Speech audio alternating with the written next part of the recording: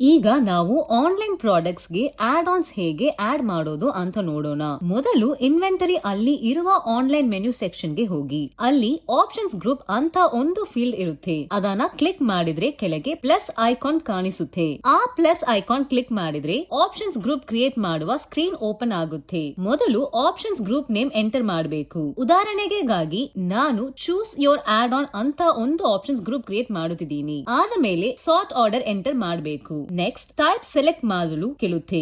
ಇಲ್ಲಿ ನಾವು add on option select ಮಾಡಬಹುದು. ಆದ ಮೇಲೆ ಮಿನಿಮಮ್ ಸೆಲೆಕ್ಟ್ ಲಿಮಿಟ್ ಮತ್ತು ಮ್ಯಾಕ್ಸಿಮಮ್ ಸೆಲೆಕ್ಟ್ ಲಿಮಿಟ್ ಸೆಟ್ ಮಾಡಬೇಕು. ನಾನು ಮಿನಿಮಮ್ ಲಿಮಿಟ್ ಗೆ 0 ಮತ್ತು ಮ್ಯಾಕ್ಸಿಮಮ್ ಲಿಮಿಟ್ ಗೆ 10 ಸೆಟ್ ಮಾಡುತ್ತಿದ್ದೀನಿ. ಮುಂದೆ ಈ ಆಡ್ ಆನ್ ಯಾವ ಪ್ರಾಡಕ್ಟ್ಸ್ ಗೆ ಅಪ್ಲೈ ಆಗಬೇಕು ಅಂತ ಆ ಪ್ರಾಡಕ್ಟ್ಸ್ ನ ಐಟಮ್ಸ್ ಲಿಸ್ಟ್ ಅಲ್ಲಿ ಸೆಲೆಕ್ಟ್ ಮಾಡಬೇಕು. ಪ್ರಾಡಕ್ಟ್ ಸೆಲೆಕ್ಟ್ ಮಾಡಿ ಸಬ್ಮಿಟ್ ಕೊಟ್ಟರೆ ಆಪ್ಷನ್ಸ್ ಗ್ರೂಪ್ ಸಕ್ಸಸ್ಫುಲ್ ಆಗಿ ಕ್ರಿಯೇಟ್ ಆಗುತ್ತೆ.